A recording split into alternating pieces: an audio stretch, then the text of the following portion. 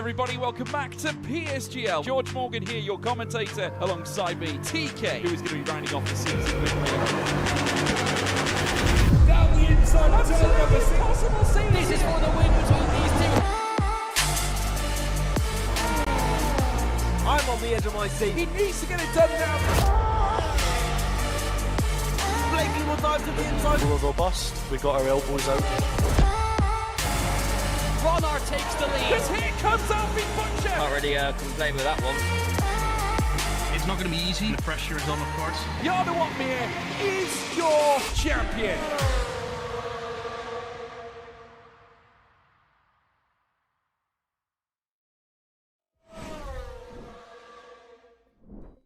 Hello, ladies and gentlemen. Welcome in. We are back here in PSGL F4, and we are here for round 6 in Spain. I am Josh Richards. Alongside me here in the commentary box here tonight, Hyperactive. How are you doing tonight? Well, taking account the last few weeks and my voice has been absolutely shot, it's good to be back, and especially when we're going to Spain. Well, we say Spain, it was supposed to be the gracious land of the maple syrup of Canada, but apparently there's a bug midway in that race at the moment, so we are going to be taking a slight detour. It's a very big, long flight, probably about a 9-hour flight to Spain. Spain, kind of the RS train style of track we're going to. Yeah, I feel like Spain is very much a middle ground of tracks. If you kind of think of all the characteristics, it kind of has a bit of everything. It's got some slow speed, it's got some high speed, it's got a lot of medium speed corners. It's got some long straights, got some DRS opportunities. It is an interesting track, and one that I think is going to wear the tyres quite a lot as well. Yeah, it's definitely going to be tyre orientated, and you're going to have to pick and choose your opportunities to overtake. But before we dive a little bit too further, let's quickly remind ourselves of Austria, which was our last race. We saw Alex Santana win that race, qualify onto pole, and then he was able to maintain that through into the race, as Alexei was finding himself second, JST in third, and Dominian into fourth. So a great round of races that then led to the championship. Now looking as Alexei still maintains first place by 1 point. Alex Santamarina is clutching in just behind him, and Lewis Bloor only 6 points behind. This championship is wide open. Take into account we're only on round 6 and crossing that crucial halfway mark. It really is anyone's game. Yeah, I mean, as you say, we're crossing the halfway point now. The top 2 drivers in the championship as well, both not scored points. Well, in the case of Alexei, in 2 races, Alex Santana in 3 of the races. If they can get some consistency in these final 6 races, they could be in for a really great shot to try and extend their margins and take the championship this season. Yeah, there's a lot of room to play with, and take into account next race after that is Britain, we go Mexico, Saudi Arabia, Brazil, and Abu Dhabi. Very much overtaking tracks that have those opportunities to make moves, to gain position, so it shall be interesting. But I think more critically we have to talk about is Spain as a track and the strategy and opportunities it provides. We briefly brushed over that this is going to be a DRS train. There's only really one overtaking zone, and that is turn 1. But if for whatever reason there was to be any interesting overtaking zones, turn 10 is your next probable zone, and then turn 4, if you're able to stick close or you come out side by side through 1 and 2 and you stick it round 3, turn 4 into 5 can become opportunities. But again, these are very opportunist overtaking marks. Yeah, I think dirty air plays a very key factor here. You're picking up a lot of dirty air through turn 9 heading onto that DRS straight, which kind of forces you a couple turns further behind and reduces the chance of an overtake. Same with the dirty air through turns 1 and 2, reducing the chance in towards turn 4. And even through the final few corners, it's a flat-out section when you're in the clean air. If you're in the dirty air, you might have to lift off a little bit, especially on used tyres, and that can cost you a bit of time compared to your rivals and reduce the chance that you might be picking up an overtake. Lap times. We got a few seconds before the lobby comes up. What is your prediction for the lap times? I haven't actually done any practice at Spain on this game yet. I'm yet to do a race. Based on previous games, I'd probably say we're expecting around 1 minute 10, 1 minute, maybe 1 minute 10s, I'd say. But it might be a bit higher, it might be a bit lower. I'm not sure what the pace is like here on this game. I think I'd agree with you somewhat so of the ballpark area. I'm going to say 111. Just play safe than sorry. Because fastest lap ever done on the real world is a 118.1 done by Valtteri Bottas in 2020. Actually, no, I think that recently got beaten, didn't it? By Lando Norris this year. Yeah. There have been quite a lot of the lap records being beaten. And that is a race lap record as well. That's another thing to take into account. The quali time's probably going to be a couple seconds faster than that as well. Well, talking of quali times, we're in the mere moments of loading in, and for this championship, it's gonna be do or die. It's pushing everyone all the effing way, as Christian Horner said in the episode of Drive to Survive. That's exactly what these drivers are going to do, but there's also a lot of opportunity to jump some crucial positions. We've seen JST have a string of bad luck. Australia 13th, and then double DNF, a DNS, and then he got himself onto the podium in Austria. So there is pace amongst this midfield drivers, and take into account that a lot of these drivers are only a win behind. Get themselves, well, actually 2 wins because it's 16 points for a win. If they did 2 of those, they're straight back into the championship fight at the front. Yeah, and how competitive this grid is. 1 week you could be going from fighting at the front, and you might find yourself the next week down at the lower end of the point. So that can be a big swing for you as well. DNFs easy to pick up as well. Occasional mistakes might come into play. And with how hard it is to overtake on this game, one mistake in qualifying could put you from the front to the back and really ruin your chances in the race. Well, we have Jerome Vizzer being the first driver who will get all of our beautiful attention to kick things off. And what are the areas, before we hop into this lap, what areas should we be conscious of for track limits? I think turn 1 and turn 2, they're a big corner where you have to really be careful because you're pushing right up to the limits. Even on the turn 1 entry, you can sometimes pick up an invalidation. Turn 7, 8 chicane as well, trying to push right over those curbs. The exit of turn 9. And then I'd say the final 2 corners are the only other spots where you're really going to face any challenges. But we're heading down towards turn 1 now to kick off the first lap of qualifying. And you can already see there how close they're pushing right up to those white lines, trying to maximize the track width as they make their way through, carrying as much speed as possible through this first sector. Clean off the get-go. The car doesn't look like it's sliding in any way, gripped to the floor. And then we're going to see quite a few different variations of turn 3 in terms of how you approach it. We're going to see some people take a double apex, some people stick to the inside quite tightly. So watch out and see what the common form is going to come through. But right now, Jerome Vizzer really locking in. Maybe it could have done a bit more on the exits, but right now, clean for a banker lamp.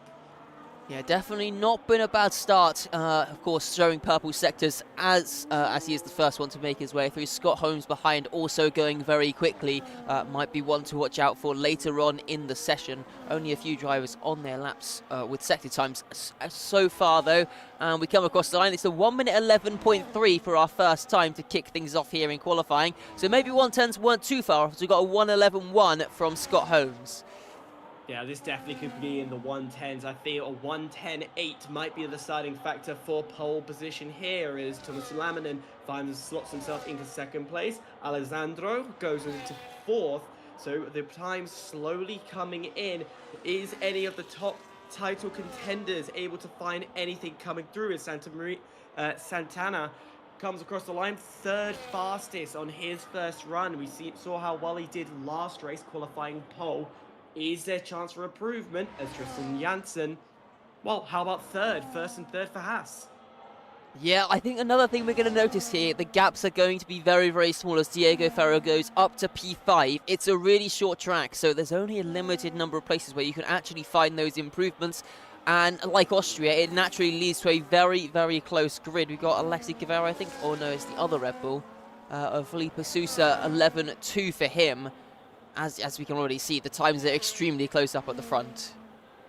If I'm not mistaken, Felipe Sousa does run pad rather than steering wheel. Whether he's changed since 2023, which is when I know that fact, I don't know. So I'd be curious to know if he's doing this on a pad rather than the usual steering wheel. But JST dropping second.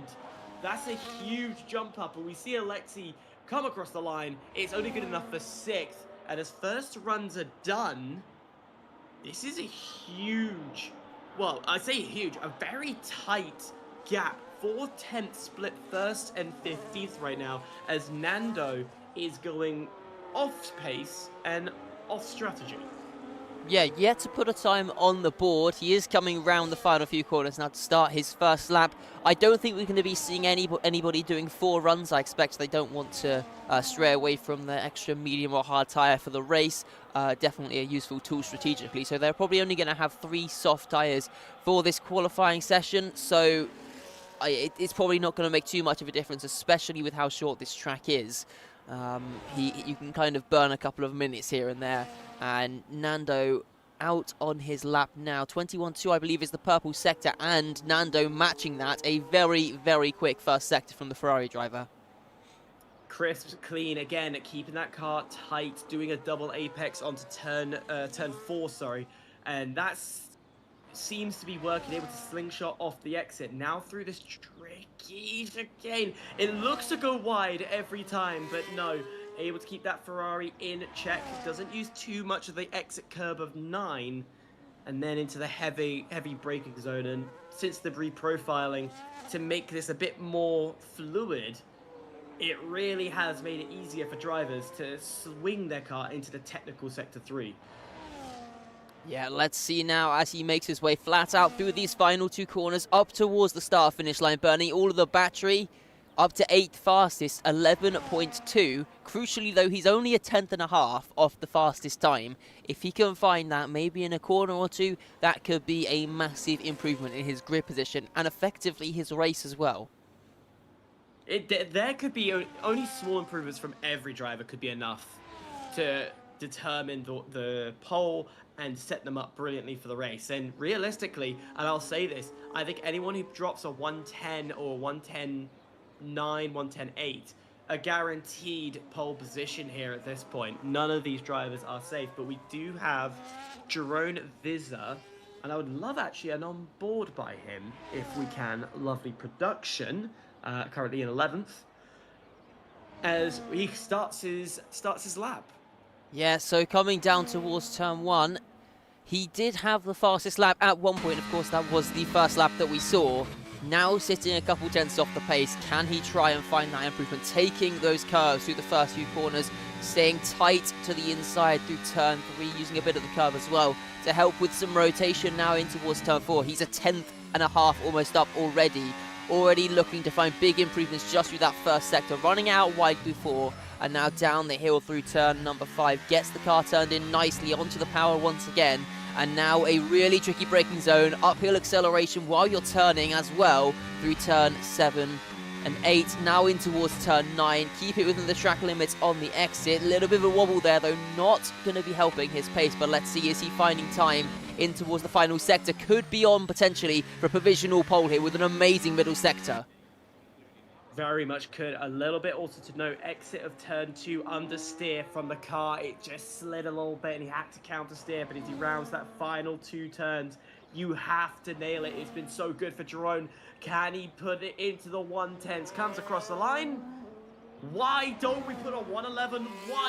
Goes just a tad faster by 1/100th of a second faster than Scott Holmes. And talk of Scott Holmes, he is on his outlap, so he wants to regain that pole position. Yeah, the only other driver on a lap at the moment is Alessandro Finn, currently down by a couple hundredths through that first sector. Bit of a snap as he got on the power out of turn 5 as well. He's going to be looking to claw some time back here as he makes his way through the second half of the lap. P15 as it stands, not the best starting position. He is going to need to find some improvement, about 0.4 of a second off of our fastest time as well, and he has found a bit of time in the middle sector as well. I've just noticed as well, Niall and Oliver, P13 and P14, exactly the same time. That really does just show how close these margins are going to be. Snap. Wrong game. We should be playing an F1, not Uno or whatever card game that is. Anyway, Alexandro Finn, puts himself 6th fastest, a great improvement, but still a 10th out as the front runners. Now we look a bit further back as we start to see the Red Bulls are starting their lap. It's the other Haas. Who else? No one else is on the lap, so it would be the Red Bulls to start things off. No, it's Scott Holmes. Yeah, we've got one of the V-Carbs just behind him as well. Then a bit of a buffer before the next set of drivers get their laps underway. Does seem like most of the drivers are keeping themselves pretty grouped together. 18 thousandths is the margin that Scott needs to find here as he makes his way through the first sector. He's already found more than that just in the first sector alone. This could be the 110 that we are looking for if the Haas driver can keep things hooked up nicely. I mean, it is an incredibly close grid. The top 10 covered by less than 0.2 of a second. So if you do make one mistake out there, one small error on your lap, it really, on the final run, it could be the difference between starting on the front row or starting outside the top 10 potentially. Good use of exit of turn 9. Scott is pushing. How about a 10th quicker than his previous lap? He is flying, and the 110s looks to be in reach for Scott Holmes as he comes up to the final 2 corners. Swing the car in, keep it within the lines. He does. Swing it in for one last time. He keeps it within the line with a little bit of buffer room. A 110.9. And sets the new benchmark. Schumacher able to go a 1:11.0, able to knock a 10th off his time as well. The track evolving and bringing in more life. Ryan Grob hasn't been very consistent near the front, but there's an opportunity today if he could just put in a good lap. Runs a bit wide, but not too much to invalidate. 5th fastest again, now within the front runners. How about Neil Gout? Only 14th fastest as the drivers continue to come in. Yeah, I've got the 2 Red Bulls coming through the final few corners now as well.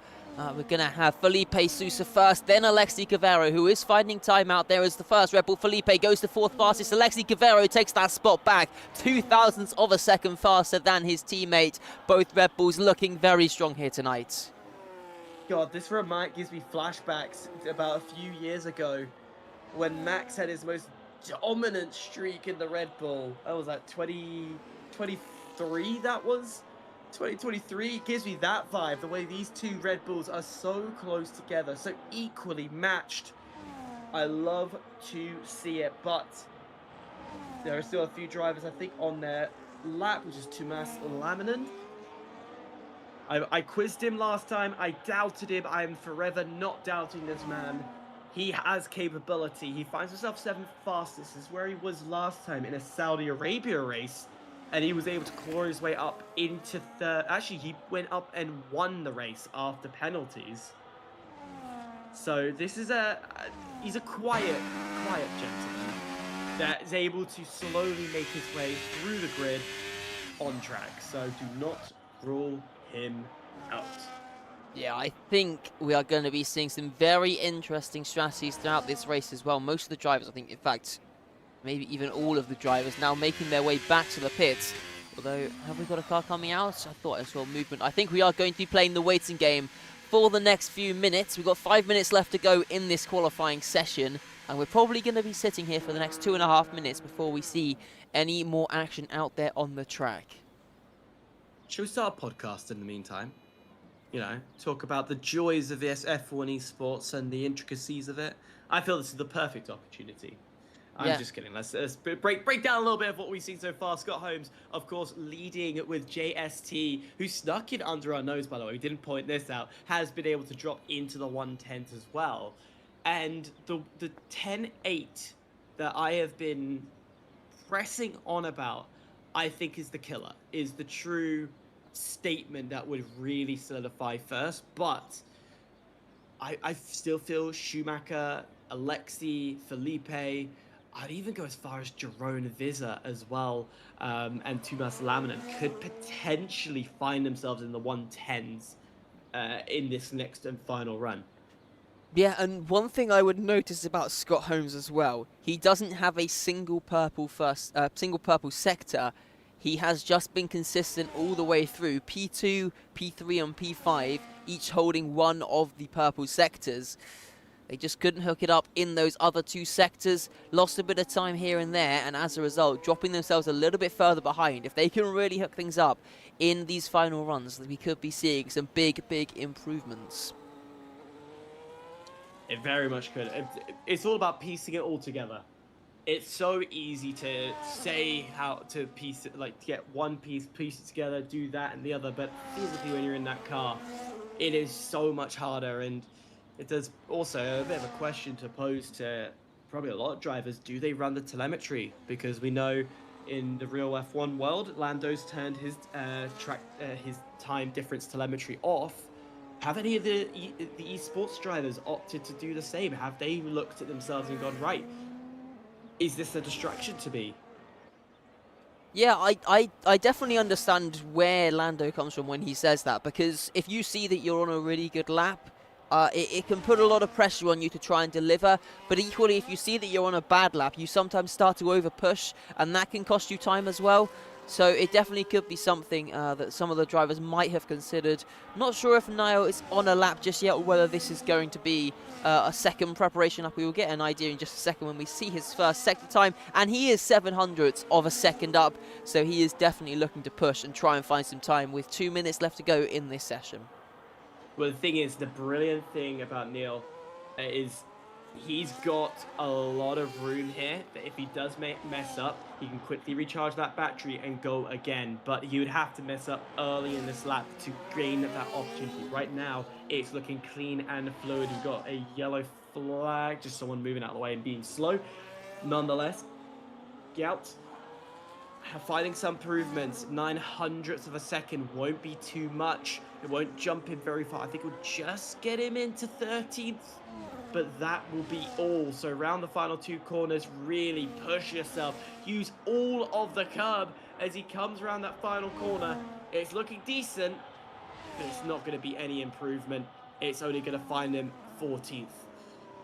Yeah, unfortunate stuff. He lost a lot of time in that final sector as well. A big slide as he got onto the power out of turn 13.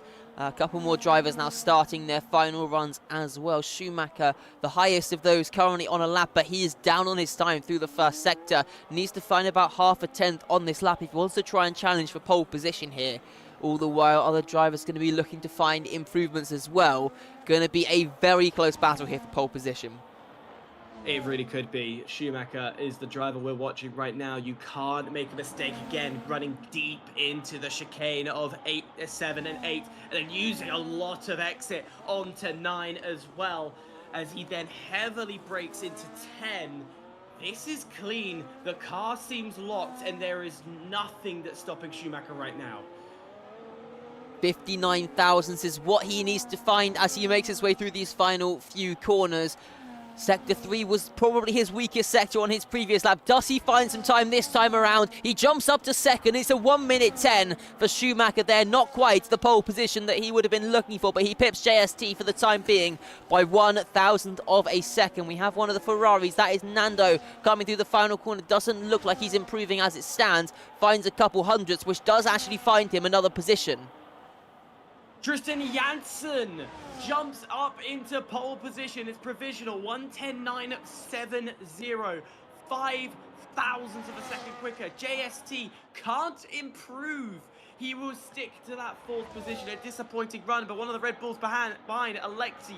Small improvement, unable to drop into the 110s, but his other colleague, Felipe Sosa, the previous pad driving machine that he is, whether he's on steering wheel to make these improvements, comes across the line, only good for 6th fastest, and I believe that should call it, unless Jerome Vizza, nope, he can't find any improvement, so that leaves Scott Holmes, the last driver. There is a 2/10, I think I just saw that, a 2/10 or a 200th of a second improvement. No matter what, it should be enough to find him pole if he could just nail the final corner. Round he goes.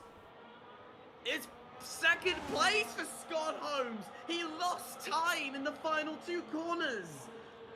Devastation. It's still a Haas front row lockout here tonight, but it looked like he was set to take that pole position almost 300ths of a second up, and he comes out 6 thousandths down in the end. But Haas, Tristan and Scott locking out the front row of the grid. They are looking very strong heading into this race. The Red Bulls 5th and 6th as well. They're also looking very strong. The Carb 3rd and 7th. This is going to be a very interesting race here. Oh, that split. That split. We are talking from the grid 4/10ths of a second is the gap from 1st to 16th. 4/10ths. That is nothing. Absolutely nothing. We should have some close, clean racing. Are we gonna get probably the most entertaining of races because of this? Probably not, because it's gonna be a DRS trade 101 because everyone is so consistent. However, it also means that the quality of the driving today should be above and beyond. But how does that look for the constructors? Well, with a Haas lockout, they're currently sitting 6th, 20 points behind the Red Bulls. That's going to be huge to jump up, but let's be real. There's no real point talking to constructors here because this is the league for the drivers. Yeah, and the drivers delivering here tonight as well. A 10th of a second, less than that, covering the top 6 drivers. It was 5 thousandths that decided pole position as well. Unfortunately, I don't think we're going to get to see the results screen because wonderful F1 game magic. We get a black screen instead, but we will be heading to the race slowly but surely, and there we go. We're not going to get to see the results, unfortunately, but yeah. Haas front row lockout, VCarb Williams, Red Bull, VCarb Alpine, McLaren was our top 10. Thomas Lamminen has just left the session as well, and I think I can hear the podium celebrations for some reason, even though we haven't started the race and we're looking at the pit lane. Welcome to F1 2025. And apparently we're getting a DLC expansion. Yay! With the 26 cars coming onto it. I speak so highly of this game, can you tell? Race, strategy. A lot of the drivers are going to start on those mediums. They're going to switch over to those hards. I think it is a toss-up depending on how badly these tyres degrade on the race. Depends on when we see them come in.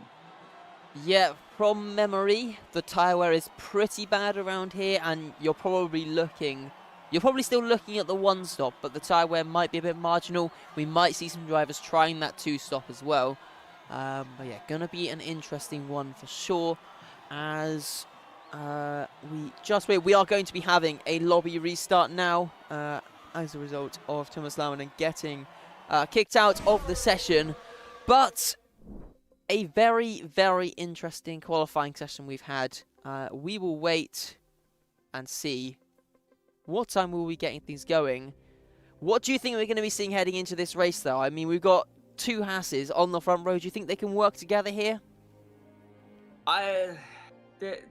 Yes and no. Like, I know, casting these guys for God knows how long, I understand that a lot of these drivers some of them will sit in a call together, some of them will, some of them won't. It's a very toss-up of that idea as, yeah, this is not a true start if we are still watching that screen.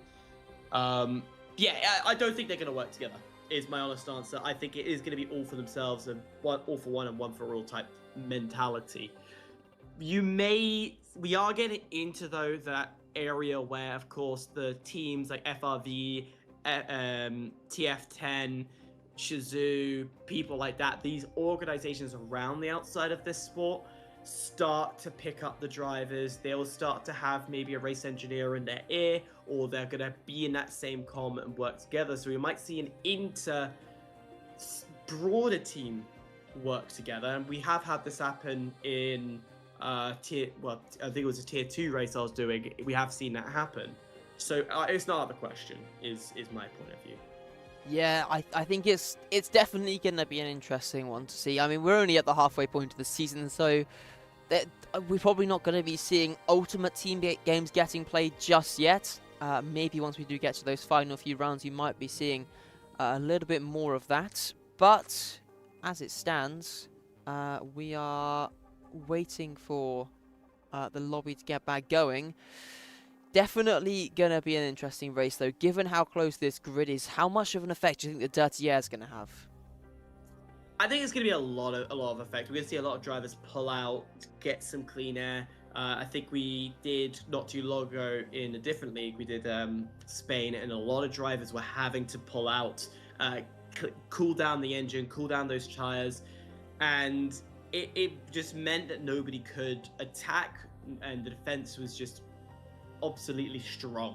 So yeah, I think it's going to be huge, and particularly on these tires is going to be the biggest problem. So I don't see any fast pace or lap times coming in. Maybe the front runners might find some extra oomph, but that's probably best we're going to see. Yeah, definitely something to consider, and engine temperatures as well is another thing that the drivers are going to have to be thinking about, as you said, kind of pulling out of that slipstream, keeping that engine cool so that you have the opportunity to go for the overtakes. If your engine is overheating, you're losing a lot of straight line speed, you're going to be suffering in the corners as well because you're sat in the dirty air. It's not a place where you really want to be, so I think it's going to be a big focus for a lot of the drivers. As we do make our way through, we can have a quick look back at the standings once again. Obviously, we're missing the point for pole position, but it is Alexi Cavero leading by a single point as it stands. Alex Santana in second on 35 points. He has won 2 races this season, though, including the race last time out, so he is going to be looking to try and bounce back, try and take that championship lead away from the Finn at the front.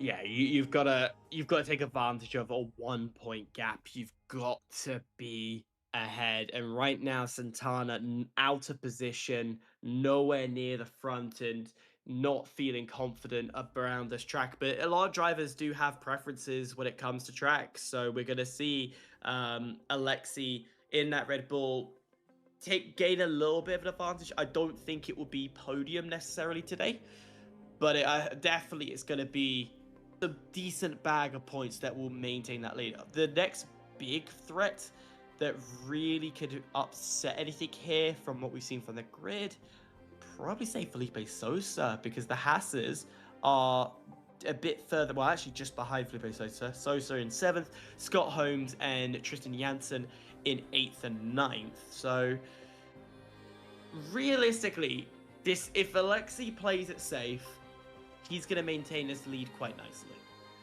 Yeah, well, Alexi, P2, P2, P2 so far, every race he has finished. If he continues that streak, worst case scenario, he will be 3 points behind come the end of this race. So, all things considered, I don't think it's going to be looking too bad for the Red Bull driver. He has seemed to be pretty consistent this season. Yeah, and we love consistency. That's what wins you championships, is being consistently at the front. I was going to use Oscar as an example, but maybe Oscar at the start of the season. And that consistency, it shows, and it keeps that lead ahead. And right now, of course, not winning is going to hold you against you, because it's 16, 12, 10, 8, 6, 5, 4, 3, 2, 1 is the point system here. I know, a little unconventional than your standard point system that we usually see, but we also do have a pole position. extra point as well. It's very... I feel this is going to be interesting. I definitely feel we're going to get a new race winner. But the question is, who? Yeah. It could be anybody, really, at the top 4. We've had 4 different race winners in 5 races. Our first repeat race winner last time out. So there's definitely an opportunity. I think this grid is close enough. And with the 2 Haas guys up at the front, they're going to be battling away, fighting hard to try and pick up a win here tonight. Yeah, definitely going to be an interesting one for sure. We're still waiting for, I think, 3 more people to get into the lobby before we can get things going once again. But yeah, very, very interesting stuff indeed. Anybody in particular maybe starting down at the back of the field who you think might be able to fight through? As I mean, we said it's hard to overtake, but maybe an alternative strategy could come into play? Alternative strategies would be strong here if you're able to either extend those mediums a lot further or start on a hard. That could work in your favor. We know, I know previously the hards are still a good race pace tire. They do hold their own. However, it does, going with that major offset does knock you down a load of positions, and then that overtaking is a bit harder to do. I think who's down and not where they should be? I think realistically everyone's kind of in a similar place. Of course, Satana clearly out of position, can make his way back. However, look at Belgium. P12 off that wasn't looking good. The same with Monaco. But then let's be honest, I think from looking at Monaco and the number of DNFs, I am not surprised. Yeah, I think a lot of people, I think in terms of order, it's pretty consistent. There's a few outliers like JST who have done a fantastic job to find P4, and he's currently sitting 14th in the championship. But this is his first time last week with Austria where he found a podium. So looking onto that, looking onto the streak, well, maybe form a streak here and on a high, that's what he needs to do from here onwards. Yeah, it's definitely going to be something to look forward for. Just looking at the lobby now, we're 16, and I think we were expecting 17. So, hopefully not too much longer. I think we've been waiting for quite a while. I think a couple of people were even starting to ready up as well. So let's hop into a very, very brief break. And when we come back, we should be loaded in and ready for the Spanish Grand Prix.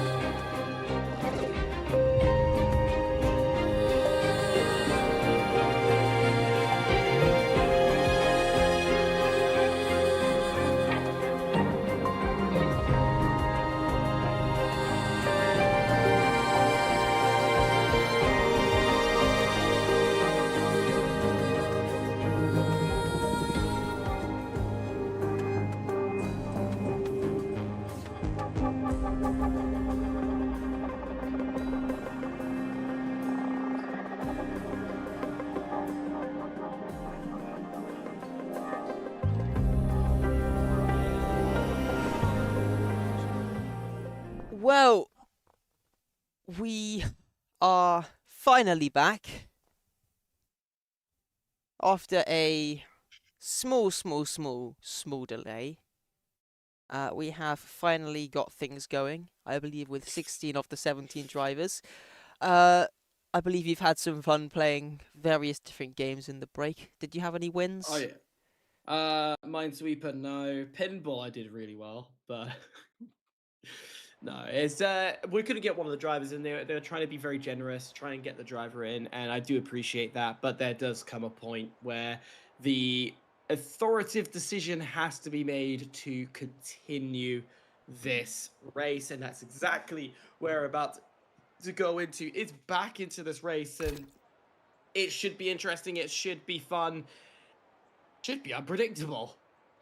Yes, definitely going to be unpredictable, I would certainly say. And strategy, as we mentioned all the way back in qualifying, going to be a key factor for all of the drivers.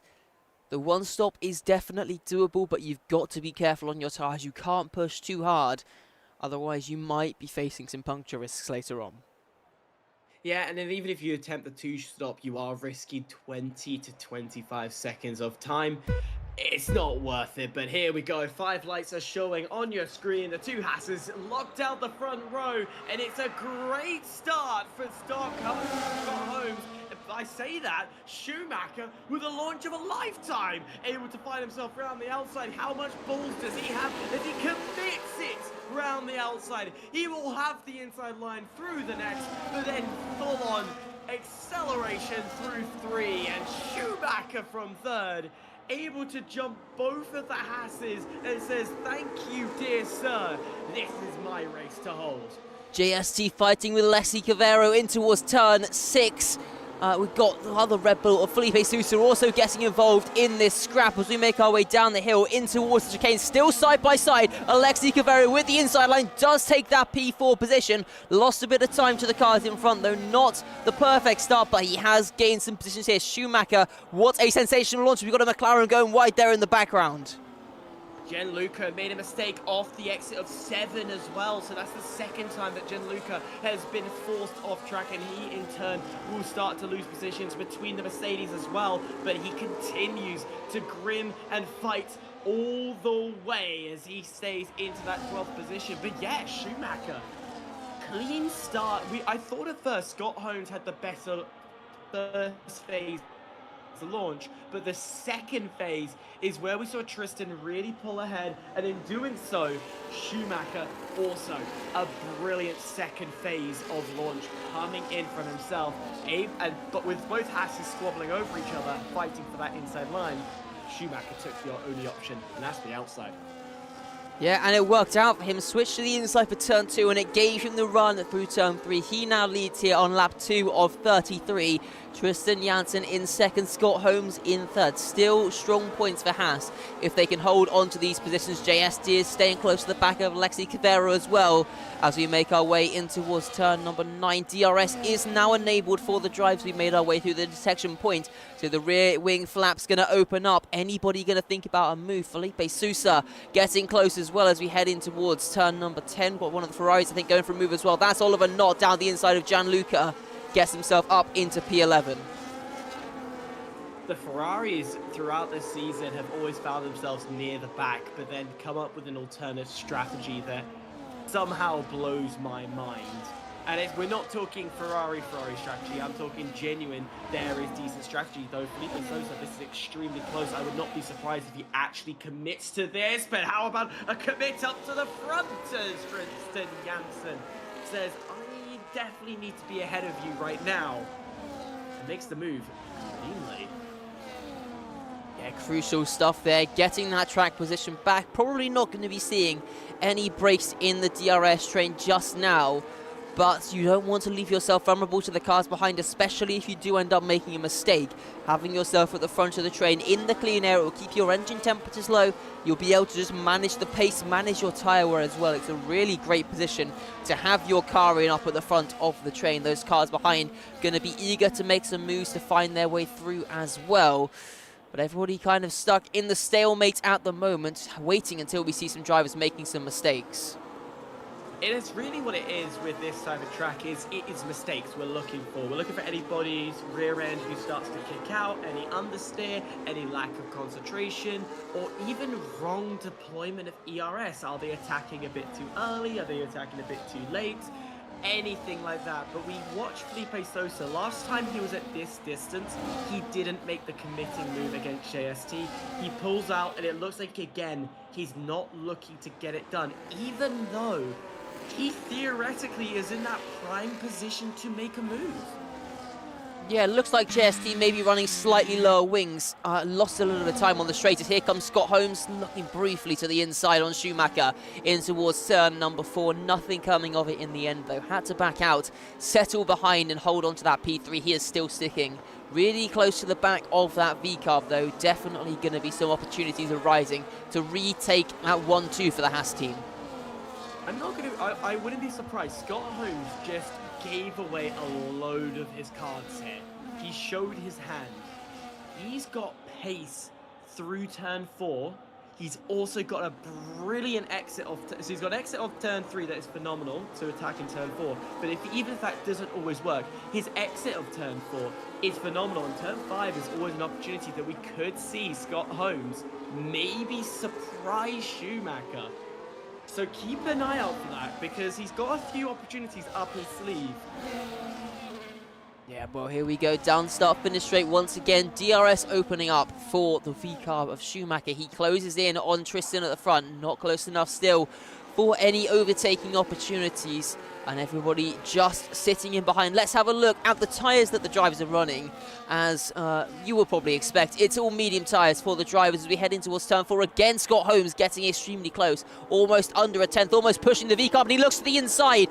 Now going to switch to the outside, heading into the next corner. Scott Holmes on the attack as he dances his way around the outside. Is there going to be enough grip on the exit for him to get the power down? Looks like Schumacher has the slightly better run, the inside line, heading in towards chicane. And he holds on to that P2 position, but Scott is starting to get a lot closer, and the gap in front almost 0.8 of a second. If they keep battling like this, they might be at risk of losing DRS. Can I just say, I told you so. Scott Holmes executing the plan that I put forward and I saw him do. And congratulations to Schumacher, he did read it. Goes a little bit wide on the exit of turn 4.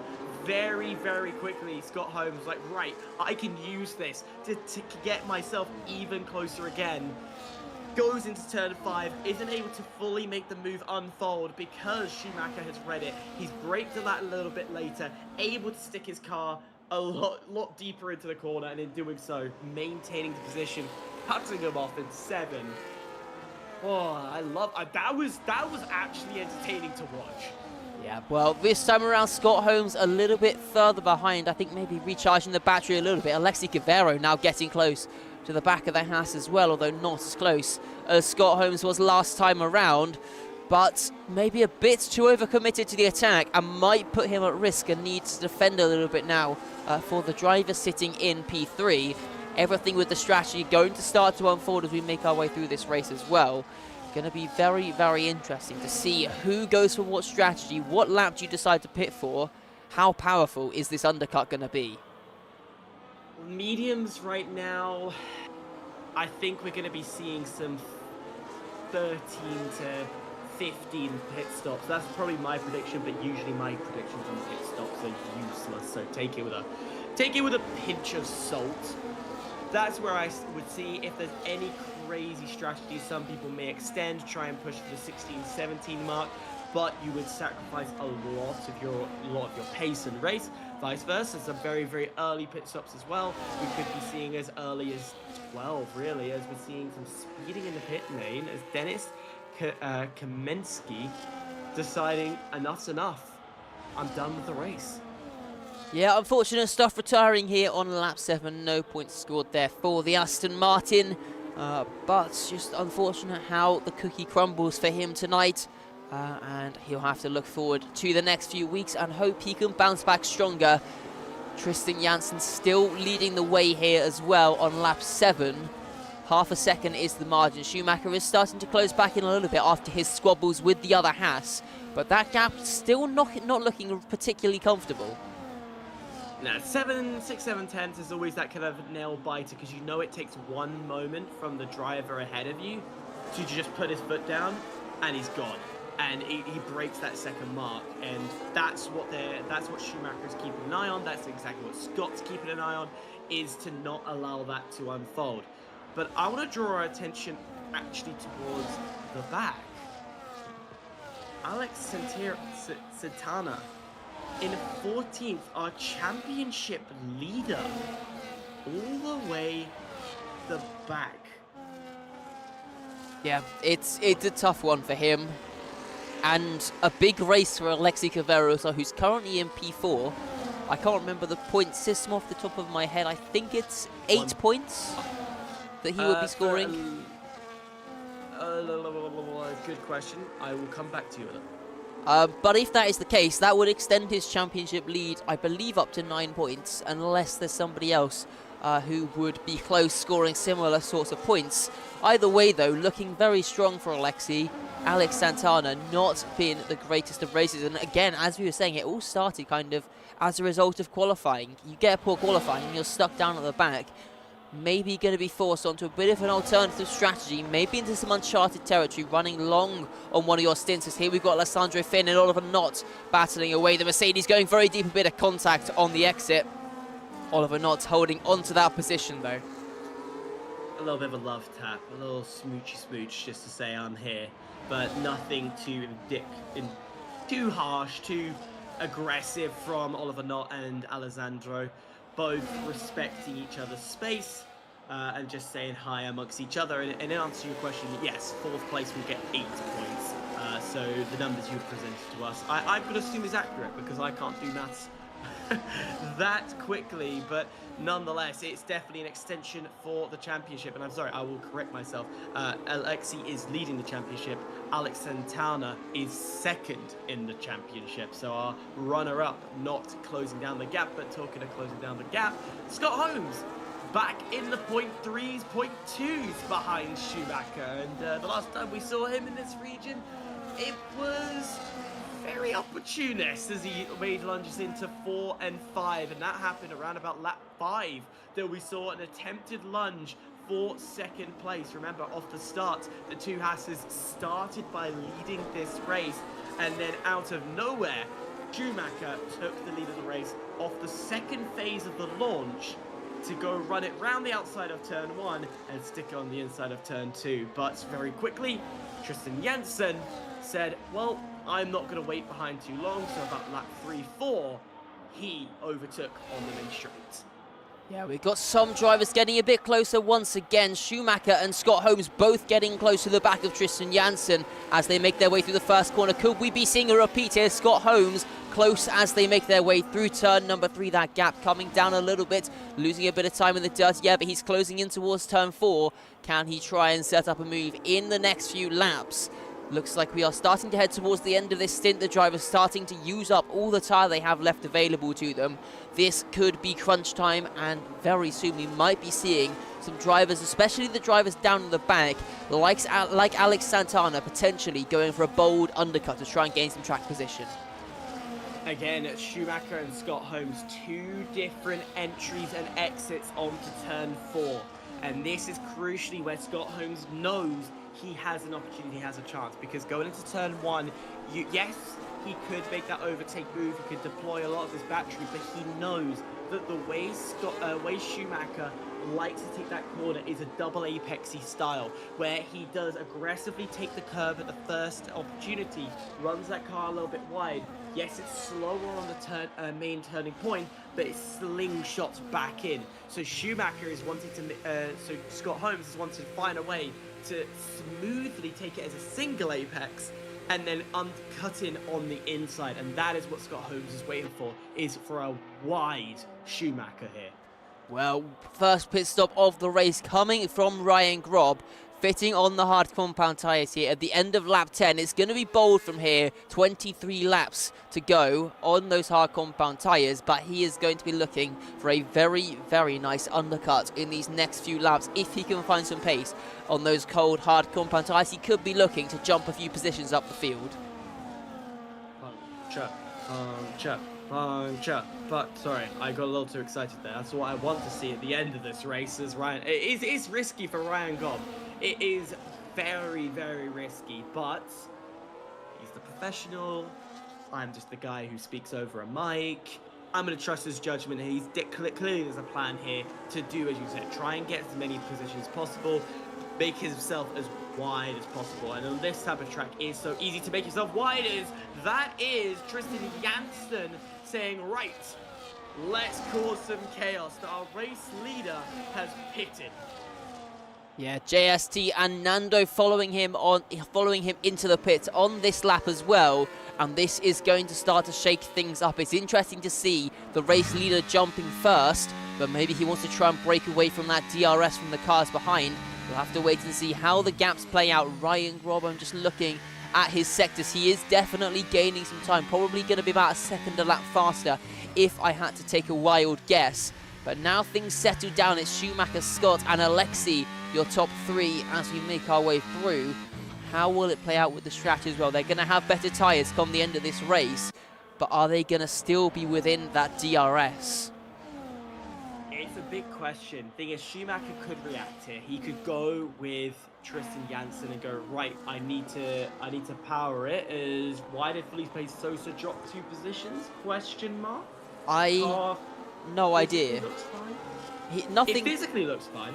It doesn't look like anything happened. I'm wondering if maybe he had a bit of a screen freeze potentially. Because of course, as we. Yeah. Scott Holmes and Schumacher and Alexei into the pits. So does Tomas and Visa also into the pits. So Scott Holmes deciding, you know what? I am in a disadvantaged position. I know I'm going to lose some spots here, but I'd much rather have fresher tyres so I can make that risky 4-5 overtake happen. And I respect that. I respect that decision because he's playing the long game here. He knows where his strength is and he needs grip to make it work.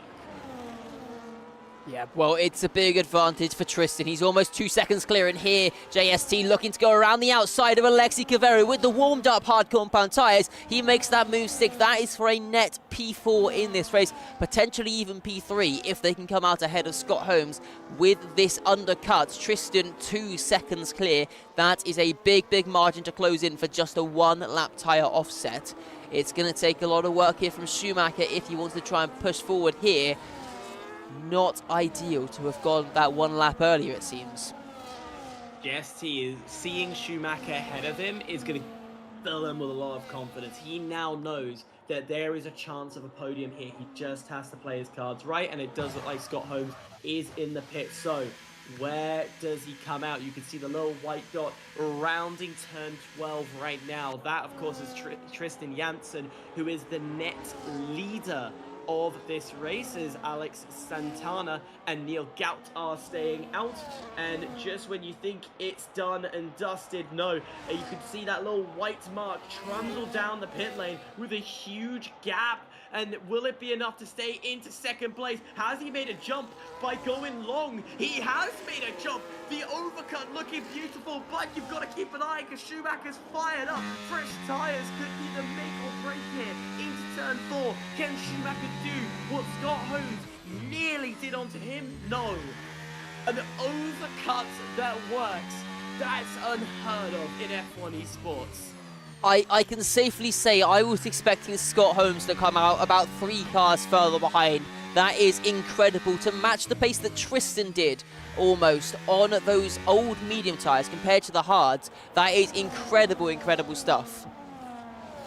It's phenomenal, and now he has got 2 3-lap fresher tyres than Tristan Janssen.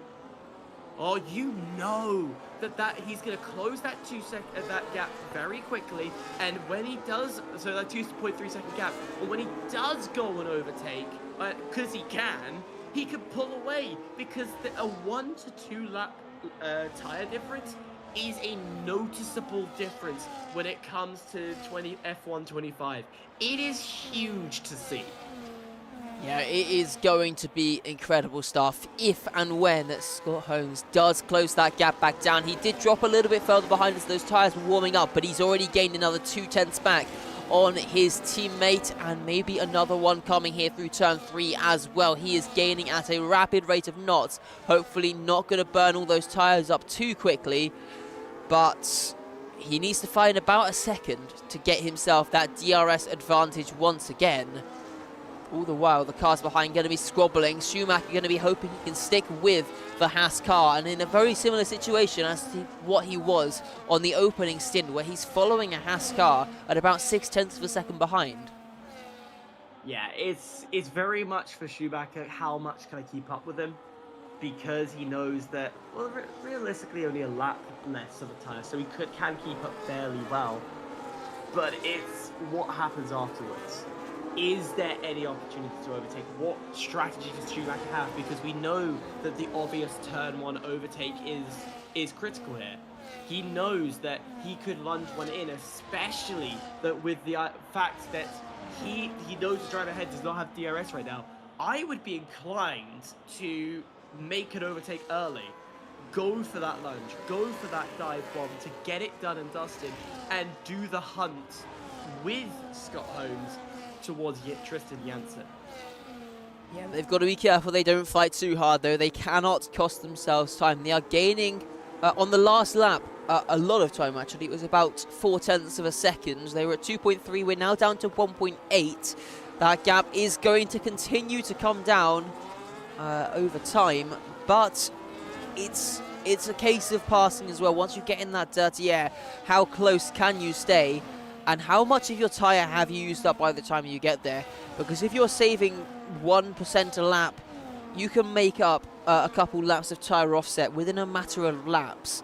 If you're already doing 4% a lap, 4 laps later, saving 1%, you're back to equal effectively. So it's going to be a crucial stint here for Tristan to try and claw that back as well without losing too much time. Scott has got to try and push as hard as he can without destroying those tyres. The gap is now 1.7 seconds. He's found another 10th on this lap, and with 16 laps still to go in this race, he has got plenty of time to try and make this one up. So much time, it's not a worry. But let's talk about a little bit of the further down the field. Ryan Grubb is the next breakup of the DRS train, up in 8th right now. Great position for Ryan. He's going to be happy to get a couple of points added onto his tally. Take into account Ryan Grubb at the moment sitting as 17th, his best position being 5th. Hey, I take what comes, and that's exactly what Ryan Grubb will be thinking right now.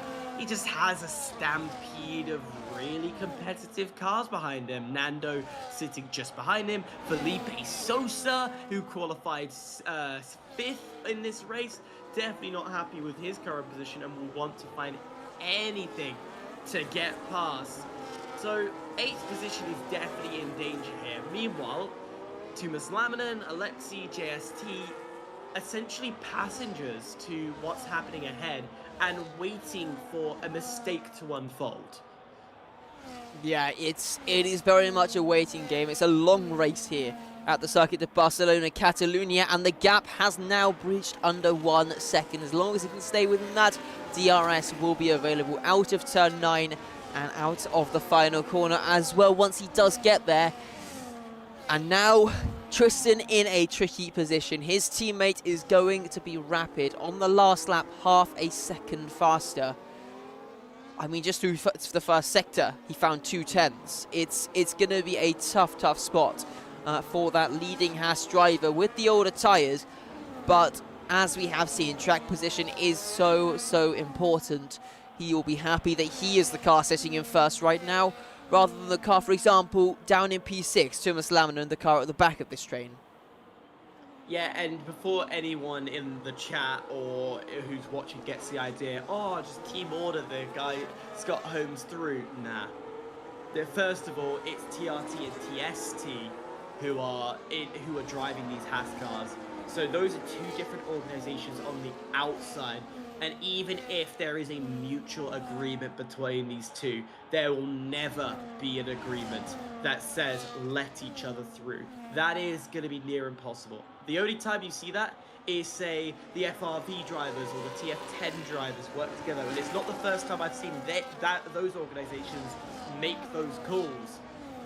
But in this scenario, it is going to be every man for himself. So don't be surprised if we see Tristan really defend heavily, especially after watching in his rearview mirrors what Scott did against Schumacher on laps 5 and 6.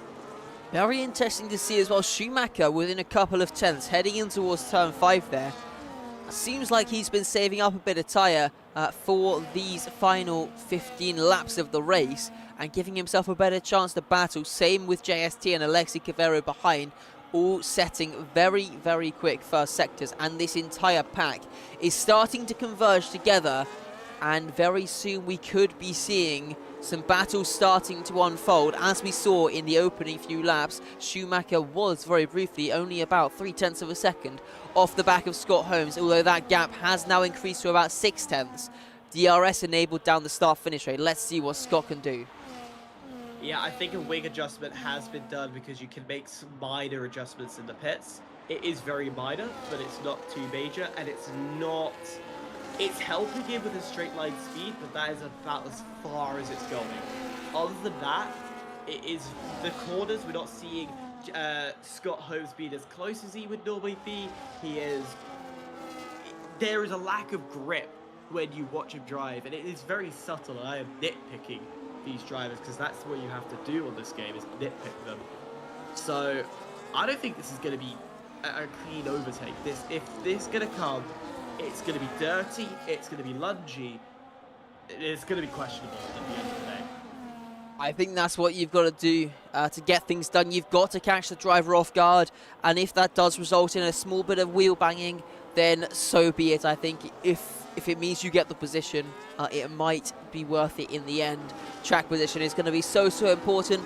As long as you don't fully take the driver out, I don't think the driver is going to be too worried about a big, brave dive bomb heading in towards some of the heavier braking zones. Tristan Janssen is still doing an incredible job keeping that gap at around 0.9 of a second when they head onto the start-finish straight, which is kind of preventing Scott from really doing anything right now. I'm not sure whether Scott is just saving up some tyres here, trying to save his rear tyres to give himself a better shot come the end of the race, or whether this is just Tristan using a bit of extra pace that he's been saving up as well. I think there's a little bit of saved pace here, which is what's resulted to this, but at the moment it is just yin and yang. All drivers are going to maintain this stationary position as much as we can try and foresight what's going to happen. At the end of the day, the only thing we could do is wait, because these guys aren't going to do anything until lap 29. Once we hit lap 29, then we can really nit-grit everything that's going on. I think right now we need to focus on what is here and what is a major problem. That major problem is P7 right now, as Ryan Grob somehow was able to catch up to Nando and said, thank you very much. I am now within your second. However, Nando in P7, 3.5 seconds behind Tuomas Lamminen, and they're almost down the end of the straight, and he knows a solid 7th place is up for grabs for anybody right now. Yeah, this is going to be a very interesting battle. Lots of cars very eager to make some moves as they make their way through. Been a little removed from the racing, I'd say, with how few overtakes we've seen. So when we do make it to those final few laps, when drivers start thinking about going for a bit of a braver dive bomb, I think we could be seeing some tensions boiling over. But yeah, gonna be an interesting one. We're on lap 22 of 33, 2/3 of the way through this race now. And the time starting to tick down for the drivers to find some overtakes. Scott still not really gaining much time now that he's within the DRS, although I say that, he did briefly gain a bit of time, but I think he's gone a little bit deep. Do you want to hear about a silent killer about to approach in this race? Do you have any predictions of who I'm referring to right now? I mean, to be honest, I think anybody could be, depending on how much tyre they've saved. It's going to be an interesting one. Why don't we look at P12? Alex Santana has made a clean overtake, and periodically and just on cue, he has been setting fastest lap after fastest lap after fastest lap. This man is hunting. He was nowhere near point contention. He was down in 14th, out of the cooling. He is now up the rear end of Visa, and there is a chance here that he could pick these drivers one by one, and I would not be surprised by the end of this race if we see him in the points. Maybe at a stretch he's 7, all because he has decided he would pit 5 laps later than most other drivers, 4 to 5 laps later than most other drivers here. And he has gone long. So his tire offset is huge. Look at him already on the rear end of the V-carb as he is pushing the V-carb around the corner. This is going to be a done deal. If that's a brave and bold move, though, that's going to get you a penalty for sure. A 5-second penalty is 100% going your way in the steward's room. Yeah, it's very unfortunate stuff. He tried to go for the move. It didn't quite work out in the end. Should be a done deal now, heading down towards turn 1 with the DRS available. He was 1.5 seconds faster when he set that fastest lap than our race leaders. He has got some incredible pace. At this rate, he would technically be able to catch that lead train, I think, as long as he can hold on at this pace. He's got some overtaking to do as well, but there are plenty of laps still left in this race. Do not count Alex Santana out for a good result. There is definitely still an opportunity on the cards for the Aston Martin driver to fight back. Yeah, you still have to look at that 5-second time penalty that 100% is going to go towards him. I'm sorry, it's a slam dunk. He shouldn't have gone for that lunge, but it is what it is. He's now going to have to factor that in his mind, knowing that, right, I've got to get ahead of my target and go further again. You've got to go another 5 seconds off it. So what can he do? That's the question mark. He has now got Gianluca ahead of him, and this is for points. He has to drop into the second. There it is. He will get the detection as well. Double whammy of bonus. He's now 7/10. Jesus. He is flying. Absolutely flying. Yeah, that 5-6 lap tire advantage that he has compared to some of the drivers, it is really paying dividends now. Even on that last lap, when he was fighting a little bit, 1.5 seconds faster than the car in front of him. And to be honest, all the cars are pretty much the same pace. The gap between the two trains hasn't really changed. It was just that initial break that has cost the drivers in this second train. So if he is consistently having about a 1.5 second tire pace advantage, he could probably close the gap between the two trains in a matter of a few laps. You very much could, but it's all about navigating when and where do you make that attack. He's got a good exit onto 9. He flies through it now. Oh, what happened to the Ferrari? Nando. We just saw the little bit of him kick his rear end out. It looked like he was stopped on the side of the track. Maybe it's a similar sort of thing to what happened to Felipe Sousa earlier on, because it's the same sort of place on the track where it seems like a car's almost just stopped on the side without any real explanation. I have no idea what's happened. We might find out a little bit more as Ryan Grob has left the session. What is going on here? No, look at this. Oh my God, Felipe Sousa going a bit wild as there's a bit of carbon that's flown off somewhere. I think that's the McLaren that's lost a bit of front wing.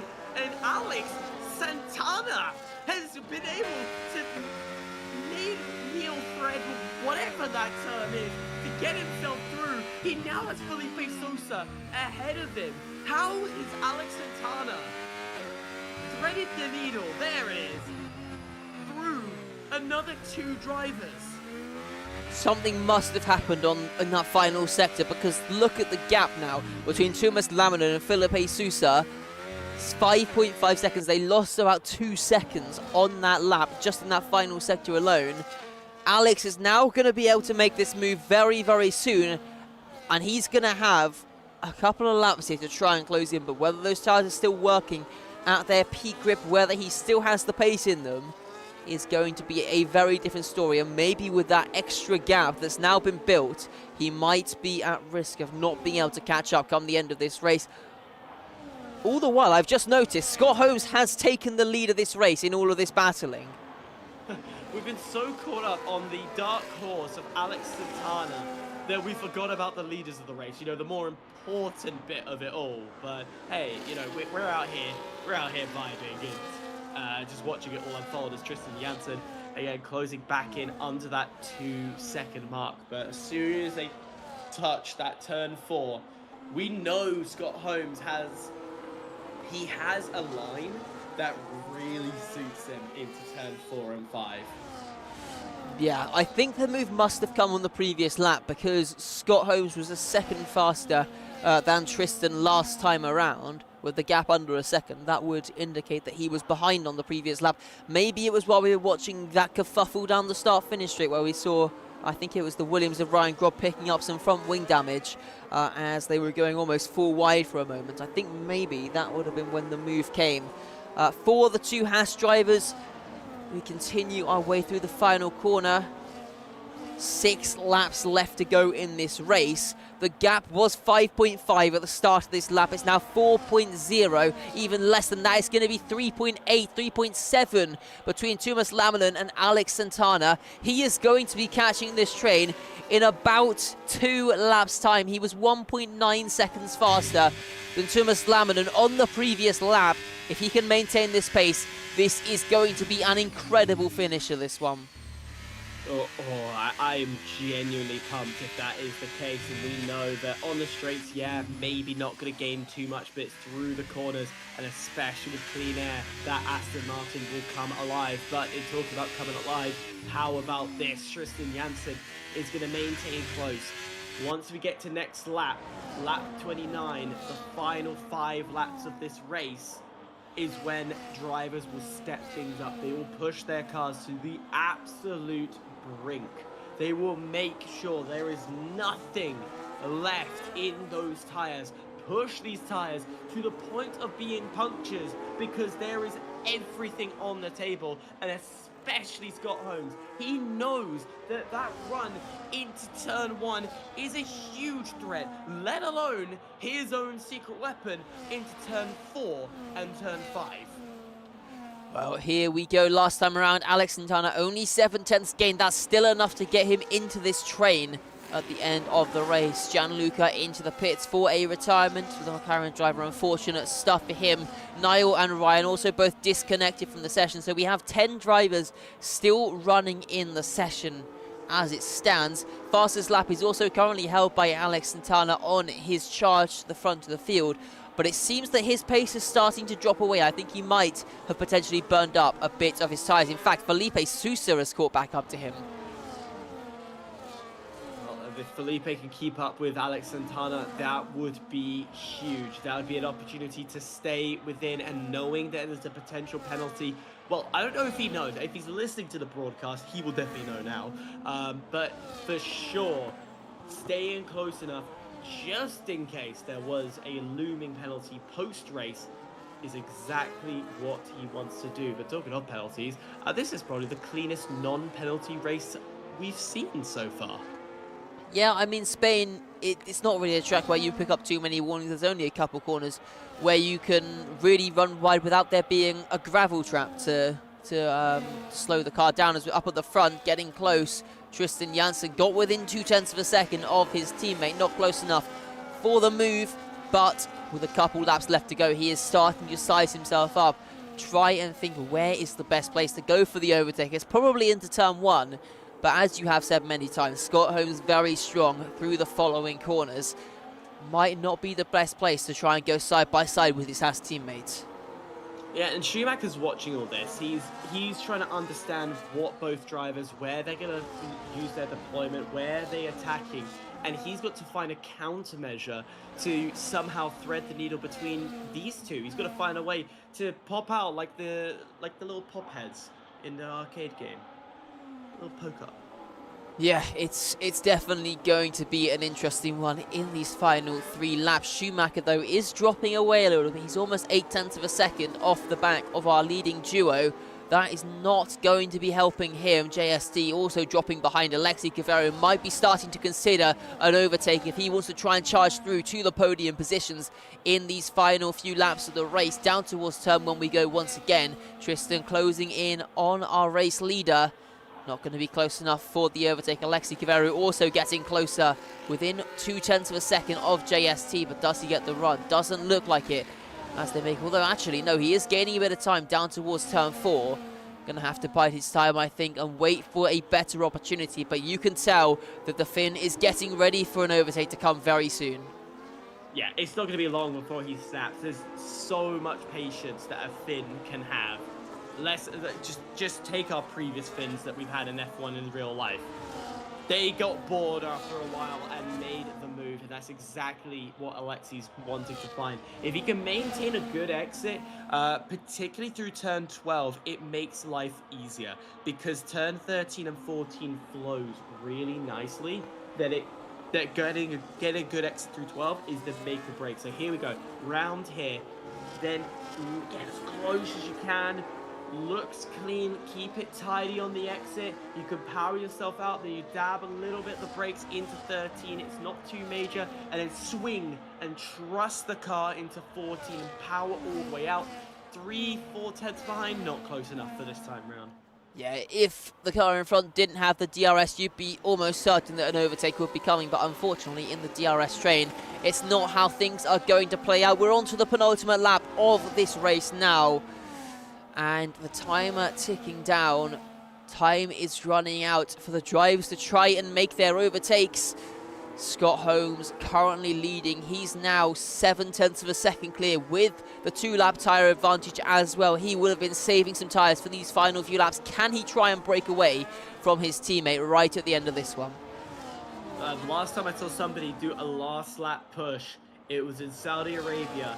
We thought this race was going to be really, really close, and next thing you know, bam, just turned on the burners, and that's exactly what Tristan Janssen has done.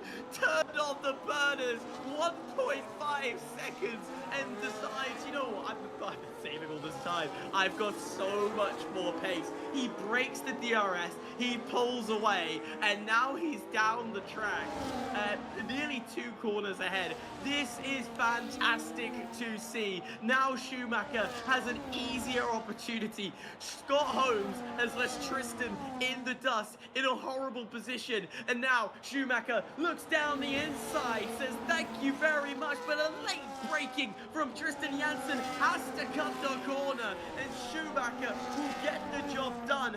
P2 looking pretty secured for himself. Battle's not going to be over yet. In towards turn 4, JST looking to the outside. Can he try and tuck back in for a switchback? In towards turn 5, not quite going to get the run on the exit, but the Haas is struggling. His tyres are 20 laps on, and wide he goes. JST through on the inside with the switchback. Alexi Cavero applying pressure down the hill towards turn number 7 as well. Can't quite get the move done there, but Schumacher has pulled clear of JST as well, who's now up into the podium positions. What can they do? The final major overtaking opportunity. Alexi Cavero dropping further behind Thomas Lammen and getting close as well, but no moves coming this time around. Up at the front of the field, Scott Holmes has absolutely flown away on this final lap of the race. 3.5 seconds the margin he has pulled on this final lap as he rounds the final corner. He will take victory here in round 6 at the circuit of Barcelona, Catalonia. Scott Holmes is your victor here tonight. Schumacher picks up the P2 and JST fights his way back to the podium. Tristan Janssen just about hanging on to P4 there. Alexi Cavero comes home in P5. And we can't see any more of the names, but what a race we had there. Those final few laps really, really delivering. Wow. Wow. Scott Holmes. Okay. Was there a bit of a middle finger somewhere in the middle of all that pulling away? Because that what it felt like. He just showed it and poof, off he goes. Hats off. Brilliant tyre management. Controlled the pack as well. Didn't allow anybody get too close. And in doing so, a 4-second gap. He was the fastest driver on that track periodically at the end. That is incredible to see. He pulled 3 seconds to his teammate on the final lap alone. incredible stuff all the while we're watching that. Alex Santana on the alternative strategy. He was only 2/10 off the back of Tuomas Laminen. But yeah, race results for you. Scott Holmes with the victory. Schumacher in second. JST in third. Then Tristan Janssen, Alexei Cavaro, Tuomas Laminen, Alex Santana, Felipe Sousa, Jaron Visser, Alessandro Finn, Ryan Grob, and Niall Gyot. Your final finisher. We had 4 DNFs, Gianluca, Nando Oliver, and Dennis as well. What a race you've had here, though. Here in Spain. Some people say this track doesn't deliver, but I think that final lap definitely delivered. It definitely made it more interesting. I'm still going to stand by it is genuinely still a bad track to race on, but it definitely showed up when it mattered. A little bit of kerfuffle a bit earlier, a bit before the final lap came through, but then we had that beautiful strategy. It was almost like the final reveal, the mastermind eventually just going, aha, this was the plan all along. So brilliant work. And yeah, he has confirmed that it was just pure tire saving on his side. Yeah, I mean, we saw how quickly he caught up to the back of his teammates and then just didn't really go anywhere for a long time. Even when he made that overtake, he just stayed there, just bided his time. Incredible pace at the end, and that really just shows how important tyre strategy can be here on this game. Yeah, it's so important, and we see it time and time again. A driver who has that tyre offset gets ahead or finds a pack, bunches them all up, and then decides, you know what, now's the time. And in doing so, it puts a lot of pressure on the drivers behind. And this is something that definitely needs to be looked at and needs to be fixed in the game, because otherwise we're just going to have these scenarios over and over and over again. But I'm happy. I'm happy with the way that ran. I'm happy with the results. And I genuinely can't think of anything else except for it was well planned out from Oliver Knott to say, right, cool. You do what you want to do. I'll do what I want to do. But critically, it just popped in my head. Critically, Oliver Knott getting ahead of Schumacher, that was the critical bit on the pit stops. He had to be ahead for his master plan to work. Yeah, incredible stuff. Scott coming home with that victory. Yeah, we will see who we can get in for an interview. I'm not too sure how things exactly work here, whether we just do the top 3. But yeah, incredible race. And if we do get to hear some more about that strategy, I think that is going to be a very interesting listen. Yeah, it definitely would be. I think Scott may be joining us in a few moments. I'm genuinely baffled, and I definitely want to ask him a lot of questions. And speak of the devil, let's bring him in. It is the race winner, Scott Holmes. Wow. That's a lot of controlling of pace. That's a lot of tire saving. And I tell you what, a dominant performance from yourself. Well, qualifying for me, I was pretty confident going into it because I had pretty good pace. And for me, Spain is a track I really get on well with. I was very happy when it got changed before this event, because it went from Canada, which is one of my probably worst 3 tracks on the game, to Spain in my top 3. So I was very happy, and I was ready almost instantly just to get on practice and be quick. So it didn't take me too much work, and then managing the race after the poor start, a bit disappointed, because then it's so difficult to actually get past someone here, especially in the train. Even though like the game as a whole it's difficult, I think Spain is even worse than the majority of the circuits. But then once I managed to pull off that strategy, which to be honest I didn't think was going to work, the overcut, but it got me into second place, and then close to the leader, sat behind, saved my tyres, made sure I was never going to be in the puncher range at the end, and once I was ready for that, went past and tried to control from there. That kind of actually leads very quickly into one of my questions. You half brushed over it, but that pit stop crucially made and braked your entire race here, being able to overcut Schumacher, which I was surprised even that anyone in the F1 25 game could perform an overcut. What was that plan going into the pit stops, and did you even expect the Overcut to unfold here?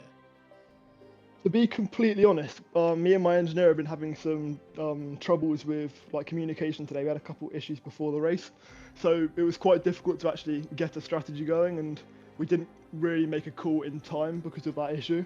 Like, we couldn't hear each other properly.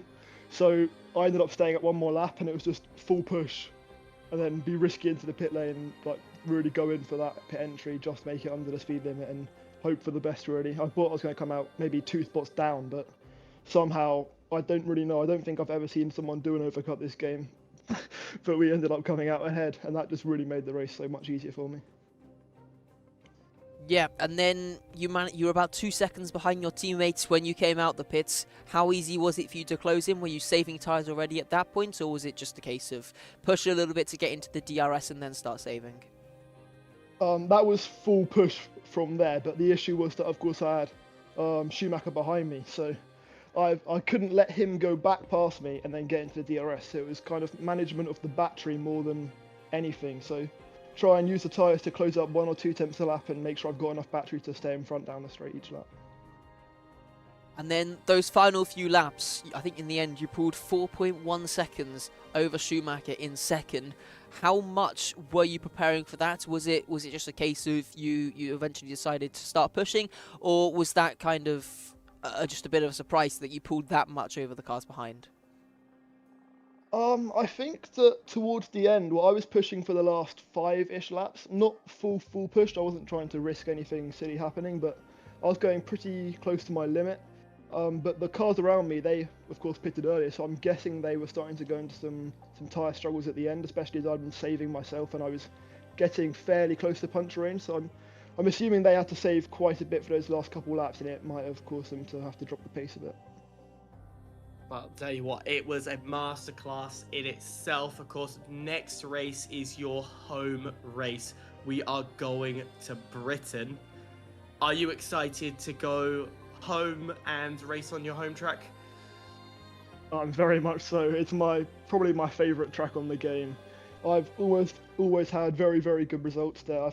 I had 1 poor result as my last time there, so hopefully that doesn't happen again. But if I can continue my usual form at Silverstone, I will be hoping to be battling for the win again next week. Well, I look forward to seeing you next week. That's Scott Holmes, everybody. Thank you so much for being in the call. Yeah, thank you. Well, it's definitely been a beautiful race ahead of us, and to find out actually he was pushing a lot of the time, very surprising, but nonetheless not surprising at all. Going into Britain, quickly talk about Britain itself. Of course, I think it's like a lot of people's favorite track. It is a well-balanced track like Spain. It has a lot more overtaking opportunities that come from it. Are you whether you're going to be in tier 4 again, is this a track you're excited for? I mean, Silverstone is always a track that people are going to get excited for. Unfortunately, I don't think I'll be here next week. I believe I am working. But yeah, I think for the drivers, it's going to be pretty similar. It's another track where you're very much under the effect of the DRS train. It's low wings as well, so it kind of nullifies the effect of DRS. It can be definitely a tough one, but it's always a track, the spectacle. We love to head to Silverstone. It's the home of British motorsport. Absolutely, indeed. Thank you, everybody, for watching. And tell you what, there is always going to be action happening throughout the week. So do keep an eye on the PSGL channel, on the Twitter, on the Discord. If you do want to join the racing as well, hop into the Discord. Get yourself signed up for the next season as we go into season 42. And you can have a chance to race. We have multiple tiers. We only show the top 4 in the streams. However, we have many, many more. Before I end, any last words from yourself? I mean, it's been a pleasure to be here. It's my first time here in PSGL, and an amazing race to join. Amazing commentating alongside you as well for the first time. Had a lot of fun here tonight, and yeah, hopefully we can meet again and have some more fun together. Absolutely. Thank you very much for everybody joining us, for watching, supporting, and cheering on your favorite drivers. That's all from us. Good night.